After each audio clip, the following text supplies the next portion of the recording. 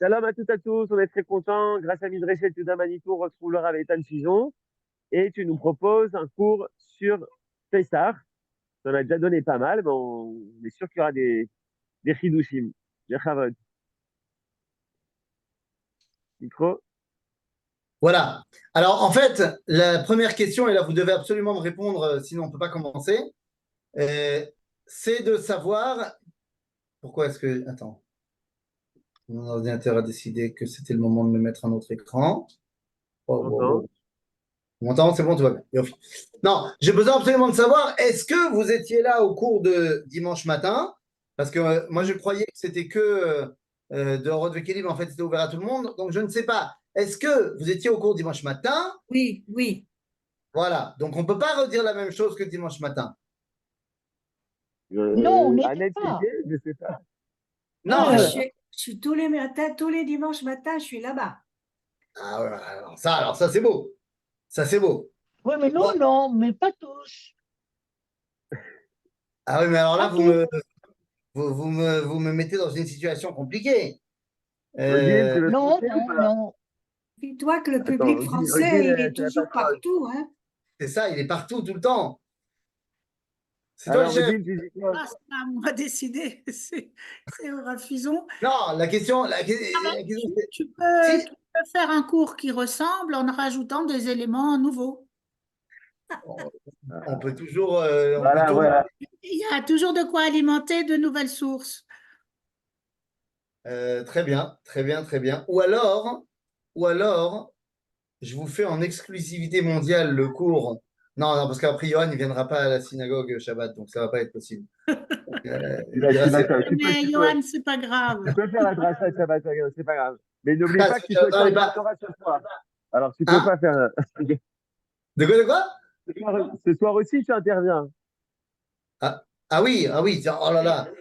Non, c'est pas la même chose ce soir. Ce soir, c'est un autre sujet. Ne Dernier, me en m'embrouille pas. dernier. Ne Moi, je m'embrouille suis pas. Ne toujours pour m'embrouille les révisions. Moi, je suis toujours pour les Allez, vas-y, c'est révisions. parti. C'est très bien les Annette, on révisions. est désolé. pas. Ok, Azrabotaï. On va essayer de dire plein de choses et on va essayer de mixer tout ensemble, Bezrat Hashem, et on va voir ce qui va se passer. Le cours de Shabbat Hagadol, il n'est pas encore fini, donc, enfin dans ma tête, donc je ne vais pas le faire maintenant parce que je risque de ne pas faire ce qu'il faut. Il a commencé à être préparé, mais il n'est pas encore fini. Donc voilà. Je vous invite d'ailleurs, tous et toutes, à venir dans ma synagogue Shabbat, Rehov Yehoshua bin Nun 36. Bah, je t'invite, tu n'es pas obligé de venir, fais ce que tu veux. Elle me dit non. Si, moi je t'invite. Moi je t'invite. Après, tu viens Ah pas quand tu non, mais On non. risque pas de venir, on a un Shabbat plein de la Midrashat Yehuda. Alors J'entends qu'on bien, on dit à j'entends la bien. fois, J'entends bien, mais est-ce que tout le monde vient au Shabbat plein? Je ne sais pas non plus. on est très nombreux. Bon, écoutez, je ne sais pas quoi vous Ok. dire. Moi, je ne suis pas invité au Shabbat plein, alors je suis obligé de me débrouiller un Shabbat tout seul. Qu'est-ce que vous voulez faire? Quoi qu'il en soit, alors ceux qui ne sont pas au Shabbat plein, eh bien, si vous voulez venir rue Yoshua bin Nun 36 après la Tfila, c'est-à-dire sur le coup de 11h30, parce qu'il y en a qui douche, 11h30, Drachat Shabbat Agadol. Quoi qu'il en soit.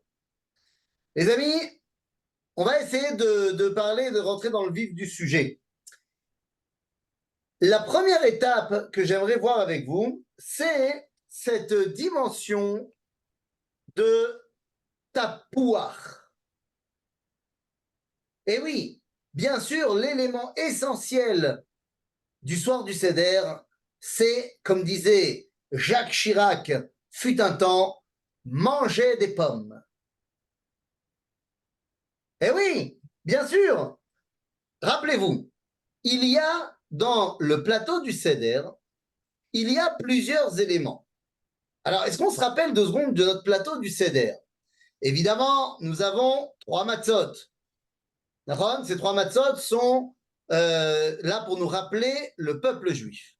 Et c'est pour ça qu'on a 3 matzot, Echad Cohen, Echad Lévi, Echad Israël. Certains diront également qu'il s'agit de Abraham, Yitzhak et Yaakov. En tout cas, on parle des fondements et de l'essence du peuple d'Israël. Ok, jusque-là, tout va bien. Après, nous avons les éléments essentiels de la soirée, à savoir, eh bien, l'os grillé qui fait palement office de Zecher les Korban Pesach, en souvenir de l'agneau pascal. Ensuite, nous avons un œuf. Et là, il y a une marloquette entre les Ashkenazim et les Sfaradim. Est-ce que l'œuf, on le grille ou on ne le grille pas? Ron, est-ce qu'il y a des Sfaradim ici qui m'écoutent? Chez vous, normalement, on ne grille pas l'œuf, si je ne me trompe pas. Ron? Et chez nous, les Ashkenazim, on grille l'œuf. Lama? Eh bien, simplement parce que l'œuf, il est en souvenir du Korban Chagiga, et il y a une marloquette dans la halacha. Est-ce que le Korban Chagiga, on doit le manger comme le Korban Pessah grillé ou pas? Donc, le Shulchan Aruch, il dit que non, on n'est pas obligé de le faire griller, donc les Sfaradim, ils font pas griller l'œuf. Le Réma, il pense qu'il faut le faire griller comme le Korban Pessah, et donc on grille l'œuf. Bon, donc on a dit les matzot, l'os, l'œuf. Après, nous avons le maror, évidemment. Donc le maror, ça va être de la salade. Bon, les Ashkenazim qui en Pologne n'avaient pas de salade ont inventé la chazeret, le chein, le réfort. Et puis il va y avoir, alors le maror on connaît très bien, évidemment, pas besoin de m'étendre dessus. Il va y avoir également le karpas, notre morceau de céleri, ou alors ce que les Ashkenazim ont pris quand ils étaient en Pologne et qu'il n'y avait pas de céleri, de la patate, qui va complètement à l'inverse de ce qui est censé être le karpas, puisque le karpas est censé être un légume cru, et toi tu viens avec une patate cuite, le karpas est censé t'ouvrir l'appétit, comme une salade crue est donc censée t'ouvrir l'appétit, et toi tu viens avec une patate qui va te refermer l'appétit, mais bon, ça c'est un autre problème. Et puis, qu'est-ce qui nous manque sur le plateau du Seder? Qu'est-ce qu'on n'a pas dit? Allez, aidez-moi. Harochette. Eh, merci beaucoup. Le charoset, effectivement. Ah, sauf que là, on a une question. Est-ce que ce charoset en question, c'est mitzvah ou non? Est-ce qu'on est obligé d'amener du charoset ou non? Zélo barou. Amet à Mishnah. Nous dit la Mishnah dans le traité de Psachim, au chapitre 10, Mishnah 3, הביאו לפניו מטבל וחזרת עד שהוא מגיע לפרפר את לפת, הביאו לפניו מצה וחזרת וחרוסת, אף על פי שאין חרוסת מצווה, ורבי אליעזר ורבי צדוק אומר, מצווה. Est-ce que le charoset s'est obligé de l'amener sur le plateau du Seder? Eh bien, il y a marloquette. Le premier Tana, celui qui parle dans la Mishnah, nous dit Zé lo mitzvah. Mais Rabbi Eliezer et Rabbi Tzadok, il dit non, non, non, c'est mitzvah. Et si on s'arrête 2 secondes sur le charoset, Rabotai, ce charoset, il est censé nous rappeler quoi? Eh bien, d'après ce qu'on entend très généralement, il est censé nous rappeler le mortier. D'accord? Nous dit la Gemara, Zecher latit. La mortier. Et oui, quand on construisait, alors non pas les pyramides, parce qu'on n'a jamais construit les pyramides, il faut arrêter ce fantasme que c'est les Juifs qui ont construit les pyramides. Les pyramides ont à peu près 1000 ans de plus que l'époque où les Juifs étaient en Égypte. Donc, c'est pas nous les pyramides, on peut pas s'octroyer toutes les réalisations du monde, hein, c'est pas poussé non plus. Mais les villes de stockage, Pitom, Vera, Messes, tel que c'est marqué dans la Torah, qu'on a construit, eh bien, il fallait bien du mortier pour faire tenir les pierres, les briques ensemble. Bon, j'entends bien. Et d'ailleurs, la consistance du charoset me fait penser au mortier. Un truc un petit peu pâteux, enfin, du moins, c'est ce que je vois au Sherad, à Rami Lévi et autres magasins. Vous allez me dire, quel blasphème. Il achète son charoset en grande surface. Mais enfin, n'a-t-il pas une femme qui peut lui préparer un charoset digne de ce nom-là? Et je vous répondrai, si, mais c'est tellement plus rapide d'aller l'acheter. Sauf que, moi j'ai un problème. Parce que si effectivement le charoset me rappelle le mortier, ben pourquoi il est bon? Je veux dire, s'il y a bien un truc de quel on est d'accord tous ensemble, c'est que le charoset, c'est bon. Que tu l'as acheté en grande surface ou que c'est toi qui l'as fait, c'est bon. Ben chez là, il faut faire un truc bon qui me rappelle un truc terrible. Au moins, les thémanim, ils font leur charoset charif. Très fort, très épicé. Bon, ben, je peux comprendre. Sauf que les thémanim, ils ont un autre problème, c'est que leur charoset à eux, il est liquide. C'est un problème. Parce qu'à ce moment-là, c'est plus le mortier. Rabotaï, c'est quoi le charoset? Bien, le charoset, les amis, nous dit la Gemara, la deuxième avis. Le premier avis va nous dire que le charoset, c'est zecher latit. On a dit. Deuxième avis amené dans le Talmud, acharoset ou zecher la tapouach. Oui, oui, dans le Talmud, dans le traité de Psachim, à la page 116, eh bien, on va nous dire que le charoset, il est en souvenir de la pomme.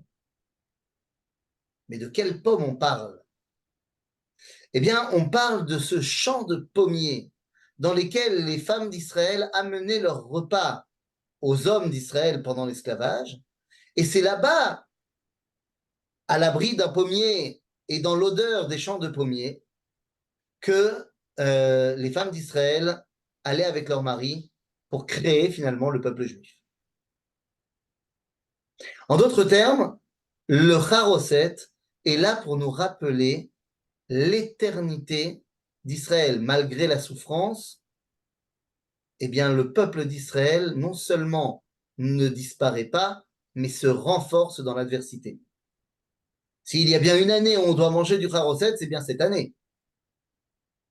Une année qui nous a montré à quel point nos ennemis ont essayé de mettre sur nous le mortier. Et cette fois, je ne parle pas du mortier des briques et des pyramides, mais je parle bien des obus de mortier qui sont tirés tout le temps sur nous. Qu'ils viennent du Hamas, qu'ils viennent de l'Iran. Nos ennemis ont essayé de nous dire que c'était Zecher Latit. Mais nous, on vient répondre par notre unité, on vient répondre par notre abnégation, par notre résilience, que c'est Zecher la Tapouach, que Netzach Israël lo ishaker velo ishaver. En d'autres termes, Rabotai, notre charoset, eh bien, il est bon. Il rappelle l'éternité d'Israël. Mais en vérité, il n'est pas le seul à nous rappeler l'éternité d'Israël. Si le charoset nous rappelle la résilience, eh bien, tous les éléments du plateau du Seder nous rappellent Netzach Israël. Je m'explique. On a parti en revue les différents éléments, donc on a dit, il y a le charoset, mais il y a également le maror. Le maror, en quoi nous rappelle-t-il l'éternité du peuple juif? Eh bien, il nous rappelle l'éternité d'Israël parce que le maror, c'est la Géoula. Oui, oui, je vous vois relever les sourcils. Le maror, c'est la Géoula. Ce n'est pas l'amertume de la servitude. Ce serait trop facile. Je vous rappelle que le maror, on ne le mange pas le 14 Nissan. On le mange bel et bien le 15 Nissan. Si vous m'aviez dit le soir de Bédikat Hametz, on mange le maror, alors j'aurais compris que c'est en souvenir de l'esclavage. Mais on le mange bel et bien le soir du Seder, c'est-à-dire le soir où on sort de l'esclavage. Donc pourquoi est-ce que je devrais me rappeler de l'esclavage le soir où je sors de l'esclavage? Le Maror nous dit, le Rav Kook, dans son commentaire sur la Haggadah, dans la Triya, il va nous dire que le Maror, c'est Zecher la Geoula. Lama, ki yesh merirut gedola bageoula. שהעבד לא אחראי על מעשיו, שהרי העבד שייך לרבו.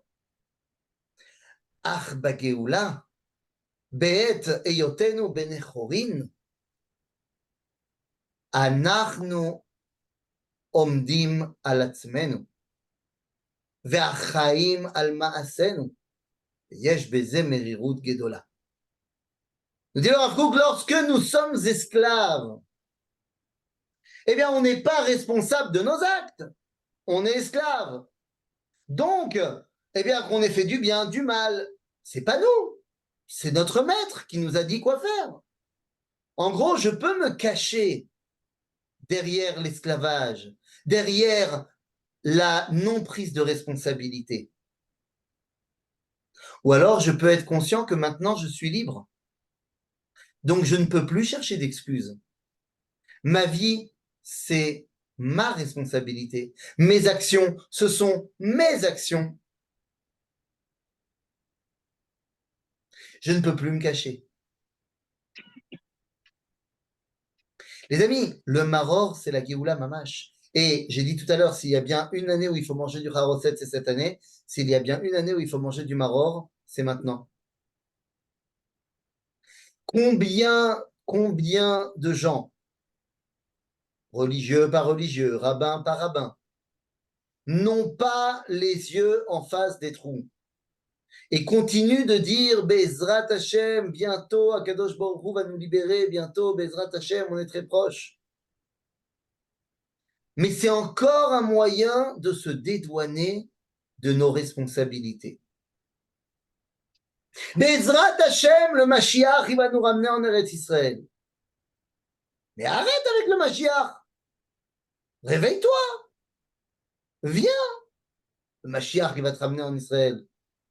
Moi, j'ai hâte de voir le Mashiach qui va venir toquer à la porte de chaque juif qui ont un crédit sur 20 ans pour payer leur maison en Angleterre et qui lui diront, écoute, je viendrai quand j'aurai fini de payer mon crédit. Vous croyez vraiment que le Mashiach il va faire le miracle que tout d'un coup le crédit il est payé? C'est tellement facile de se cacher derrière, ce n'est pas encore le moment, c'est pas ma responsabilité. Akadosh Baruch Hu il va m'amener. Mais enfin, Akadosh Baruch Hu il t'amène. Il y a 120 ans, il y a eu une grande marloquette entre Hamizrahi et Agudat Israël. Hamizrahi, donc le mouvement sioniste religieux, et le mouvement de Agudat Israël, on va dire religieux, pas trop sioniste.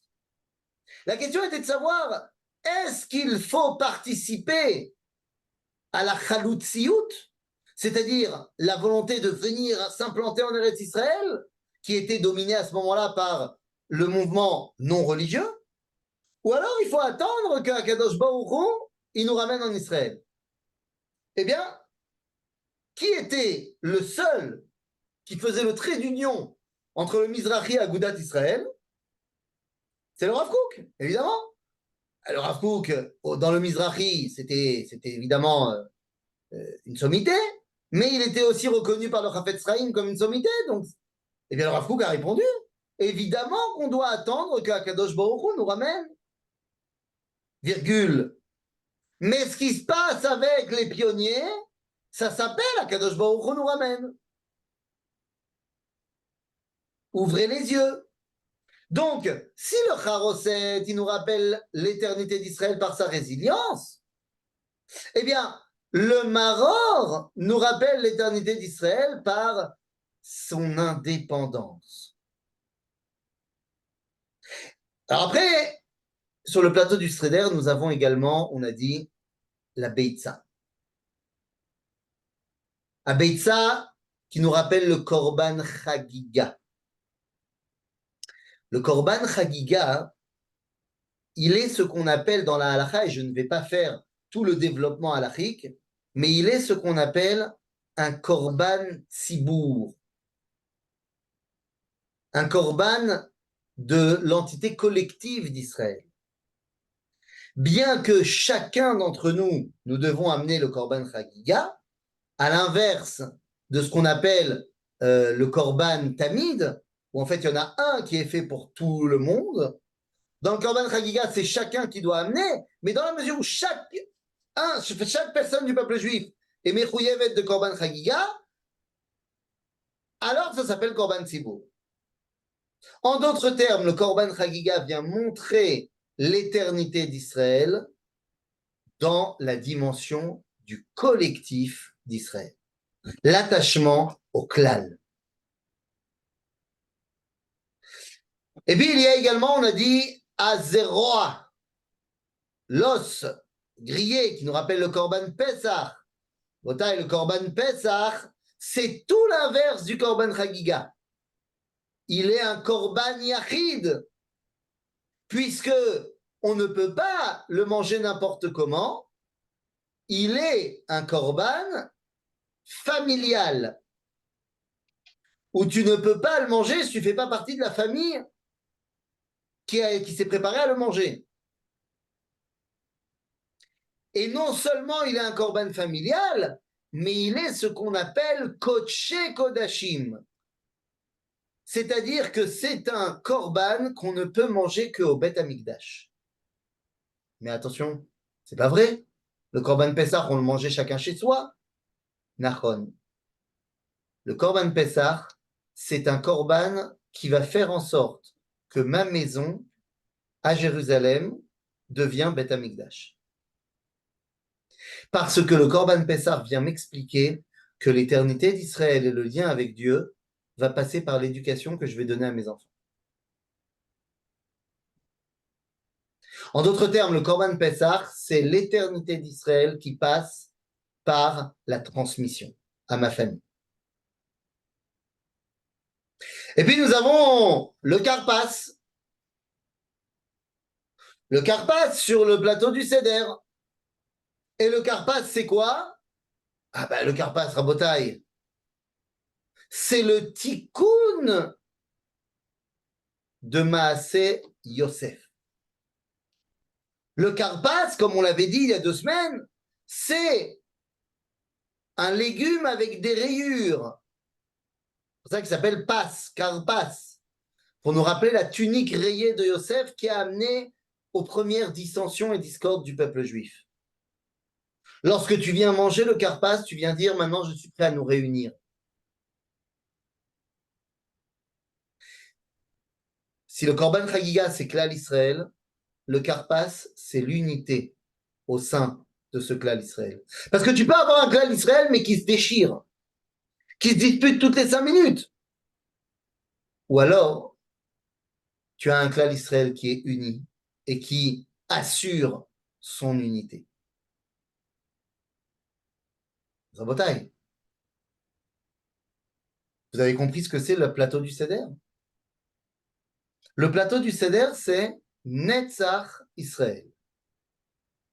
Le Charoset, c'est la pomme, c'est-à-dire la résilience et la construction du peuple juif, les petits bébés juifs. Le Karpas, c'est l'unité du peuple juif. La Beitza, c'est la collectivité d'Israël. Le Zroa, c'est la transmission faite par chaque famille d'Israël. Et le Maror, c'est l'indépendance et la responsabilité du peuple juif pour dévoiler cette éternité. Et sur ce plateau du Seder, les amis, nous avons également des matzot. Et pas n'importe quel matzot, les amis. Eh oui, pas n'importe quel matzot.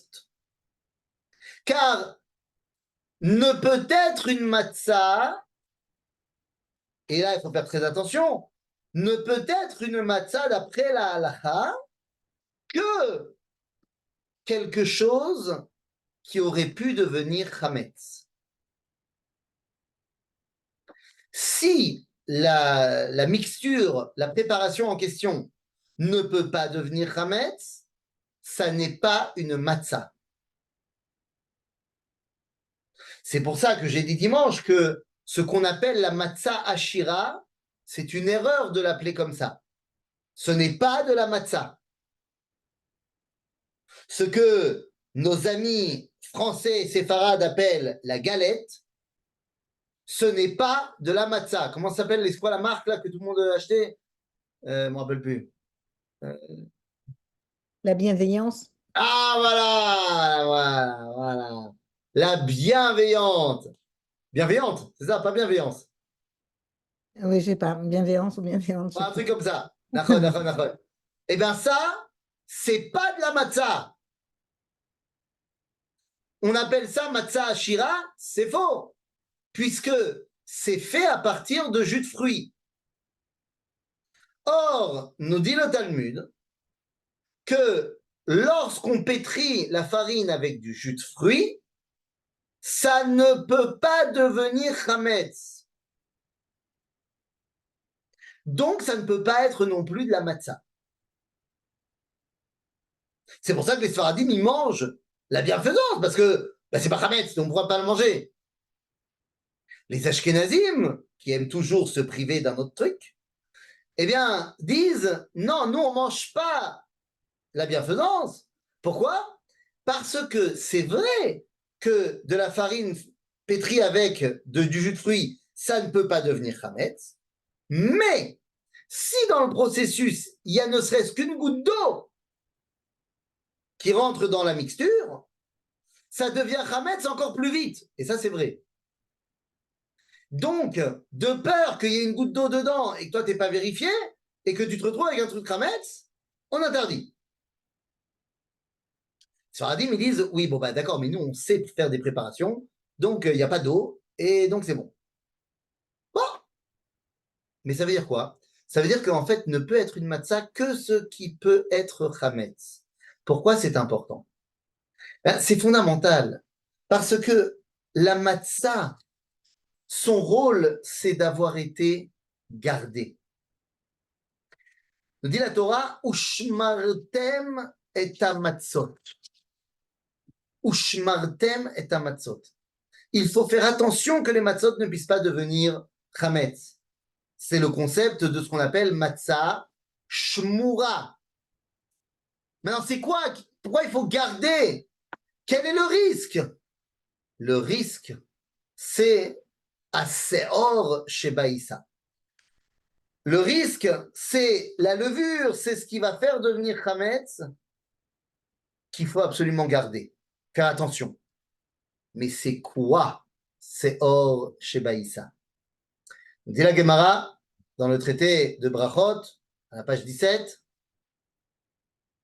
Seor Shebaïsa, Ze Shi'abud Malchuyot. C'est l'exil. Quand on te dit qu'une matzah, elle doit pouvoir devenir chametz et toi, tu dois avoir fait attention qu'elle ne le devienne pas, en fait, on vient t'expliquer qu'est-ce que ça veut dire sortir d'exil. Rester en exil, c'est avoir une matzah qui est devenue chametz. Rester en exil, c'est les achmitz. Pardon? Non? Ok. Oula. Caleb, il se passe des choses. Rester en exil, c'est normal. J'ai parlé de rester en exil, il y a Caleb qui s'est tout de suite excité. Parce que pour lui, c'est pas possible. Rester en exil, c'est devenir chametz. Eh oui. Parce que rester en exil, c'est rater le coche. C'est rater le moment de la libération, de la délivrance. Évidemment que ne prenez pas ce que je dis personnellement si jamais vous habitez en France. Ce n'est pas la question. Des fois, on n'a pas le choix, des fois, on ne peut pas. Mais si nous avons la possibilité, il faut sortir d'exil. Il faut devenir matzah. Il faut être capable de devenir la matzah. C'est-à-dire de devenir celle qui est capable d'être sur le plateau du Seder pour dévoiler Netzach Israël. Eh oui, car dans tous les éléments que nous avons amenés, que le plateau du Seder, c'est l'éternité d'Israël, eh bien, c'est quoi la matzah dans cette histoire-là? Eh bien, la matzah, C'est la terre d'Israël, c'est là. C'est la capacité de revenir en terre d'Israël. À tel point que la matzah du milieu, qui représente la tribu de Lévi, on va la couper, un grand morceau et un petit morceau. Pourquoi? Eh bien, le grand morceau, c'est le grand Lévi par excellence, à savoir Moshe Rabbeinu. Et Moshe Rabbeinu, on le fait quitter le plateau du Seder. Pourquoi? Parce qu'il n'est pas rentré en Eretz Israël. Alors n'ayez pas peur, à la fin du Seder, on le fait revenir. Parce que Betriat Hametim, lui aussi, il revient, et lui aussi, il peut rentrer enfin en Eretz Israël. Vous comprenez en fait que ce plateau du Seder, il est absolument incroyable. Il ramène tous les éléments de l'éternité du peuple juif. Zekarat la Seder. Et c'est pour ça que ce plateau du Seder, eh bien, on lui fait subir un minag très particulier. Ce minag, c'est l'accord et shulchan betrilat seuda. Et là, je voudrais vous expliquer une chose très importante. Les maisons de l'époque ne sont pas les maisons d'aujourd'hui. À l'époque, la majorité des gens n'ont pas les moyens d'avoir une maison avec salon, salle à manger et chambre séparées. Dans l'écrasante majorité des cas, ta salle de séjour, c'est ta salle de séjour. C'est là que tu manges, c'est là que tu dors le soir. Il y a en général une autre pièce pour la cuisine, pour entreposer la nourriture. Et si tu as encore un peu plus d'argent, tu vas faire une place, une chambre à part pour les parents. Pour vous voyez ce que je veux dire. Mais c'est tout. L'écrasante majorité des gens, ils n'ont pas un palais avec 3 étages, avec une chambre par personne. Ça va pas ou quoi? Donc, dans cette configuration-là, qu'est-ce qu'il n'y a pas de manière permanente dans le salon? Il n'y a pas la table et les chaises que nous, on a. Évidemment. Pourquoi il ne peut pas y avoir la table et les chaises? Parce que tu vas quand même pas la démonter ou la sortir de chez toi tous les soirs pour permettre aux gens de dormir dans la pièce. Donc, comment on faisait? Et on peut le voir à Katsérine, par exemple, quand on va voir les villages antiques de Katsérine. Eh bien, les tables étaient mises sur cordes attachées au plafond qu'on faisait descendre pour le repas et qu'on remontait à la fin du repas.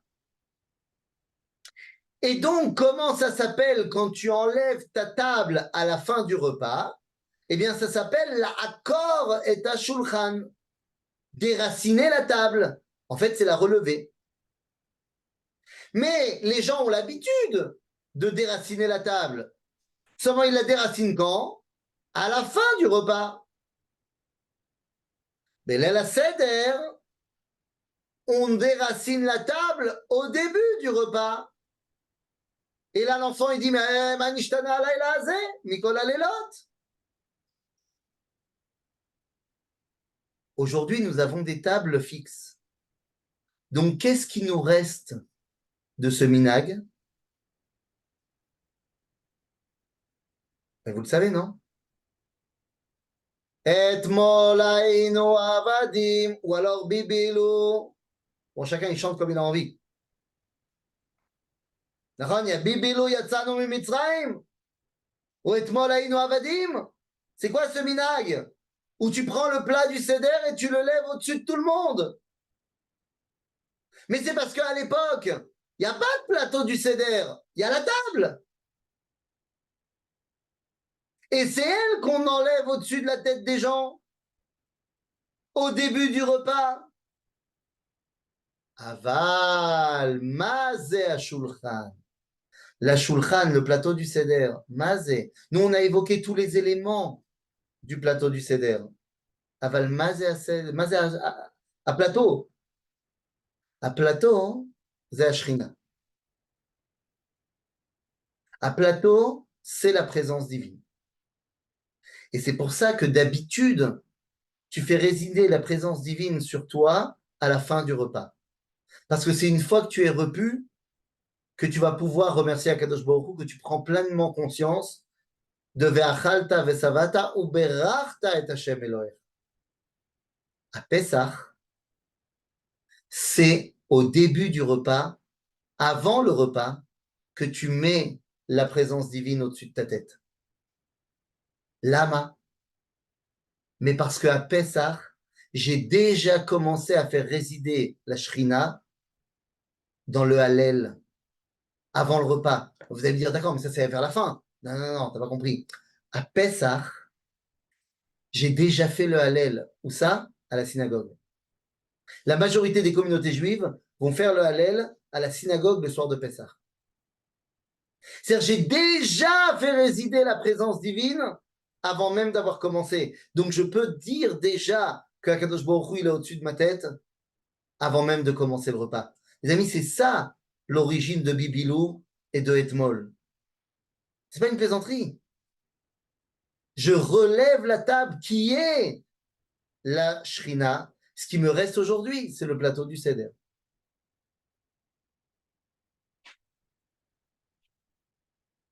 Et pour aller encore plus loin dans cette explication-là, nous dit le Harizal que si on compte bien, nous avons nos 3 matzot.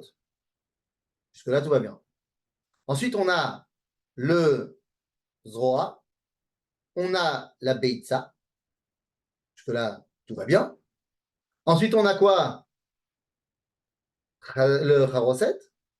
Ensuite, on a les herbes amères. Ensuite, on a le Karpas. D'accord? Vous avez d'autres choses sur votre plat du Seder à vous?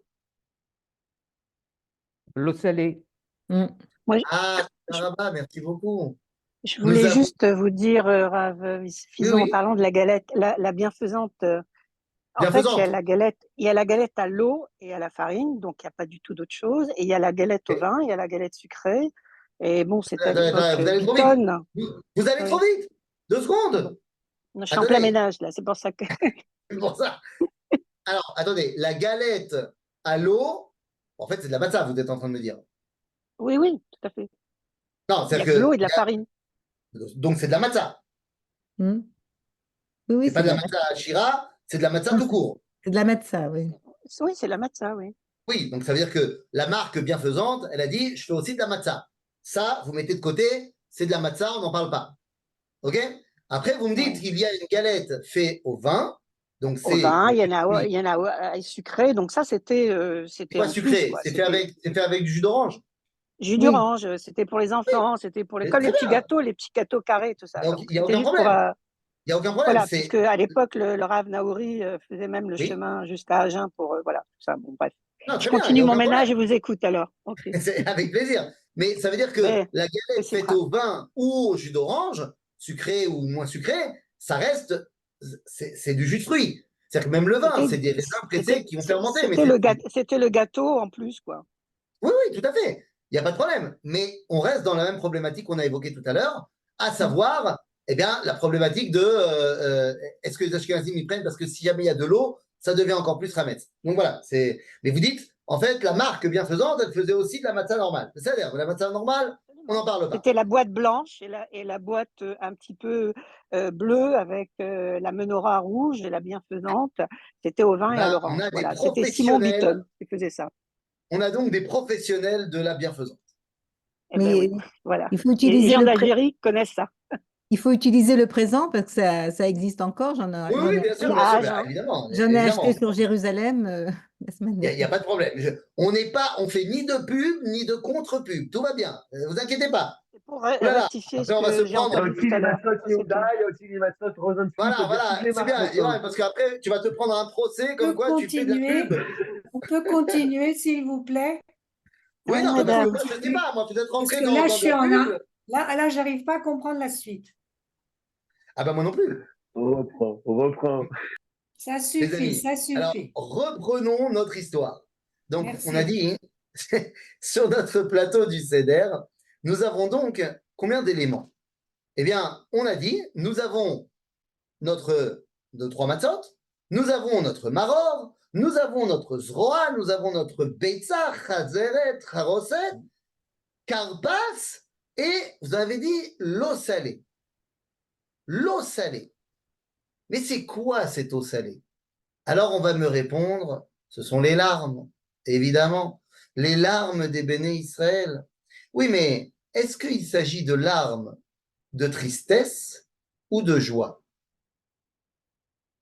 Eh bien, en fait, ça dépend de quand tu fais le seder. Si tu fais le seder quand tu es bagalout, dans la persécution, eh ben, tu te rappelles de la souffrance de nos ancêtres en Égypte. Bien sûr. Mais si tu as l'occasion de faire le seder, bah, Géoula, encore plus Béret Israël, parce que Galout et Géoula, c'est pas géographique. Hein. Ça, je pense qu'on l'a expliqué maintes et maintes fois. Galout ve Géoula Ba'alacha, ce n'est pas une situation géographique. C'est une condition générale du monde. Lorsque le peuple juif est soumis au bon vouloir des goyim, ça s'appelle Galout. Lorsqu'il est indépendant, ça s'appelle Géoula. Après que tu habites à Paris ou à Jérusalem, tu peux habiter à Paris en époque de Galout, habiter à Jérusalem en époque de Galout, par exemple à l'époque des Ottomans ou des Britanniques. Eh bien, quand il y a le mandat britannique en Eretz Israël, même si tu habites à Jérusalem, tu es Bagalout, puisque c'est les Britanniques qui décident de la destinée du peuple juif. Lorsque tu es en état d'indépendance, comme aujourd'hui, et ne venez pas me dire, mais non, c'est Biden qui décide, et c'est pas nous. L'indépendance halachique, et d'abord l'indépendance réelle, ne veut pas dire autarcie. Toutes les puissances mondiales ont des intérêts avec d'autres pays et ne font pas tous ce qu'ils veulent, y compris Biden. Même Joe, quand il est réveillé, bien même lui ne peut pas faire ce qu'il veut. Il a des choses à réfléchir avec la Russie, avec la Chine, avec trucs. Il ne fait pas ce qu'il veut. Maintenant, plus tu es une grande puissance et plus tu fais un peu ce que tu veux, mais un peu. Donc Israël aujourd'hui a des relations internationales, a des alliés. Les États-Unis nous disent ce qu'ils veulent pas, et nous, des fois on écoute, des fois on n'écoute pas, en espérant que nos dirigeants recherchent toujours l'intérêt du peuple juif avant tout. Quoi qu'il en soit, lorsqu'on est indépendant, ce qui est notre cas évidemment, eh bien, tu peux être soit à Paris, soit à Jérusalem, tu es en état de Géoula. Après, évidemment, il faut participer à cette Géoula en venant le plus rapidement possible. Mais l'état de fait, il est le même pour tout le monde.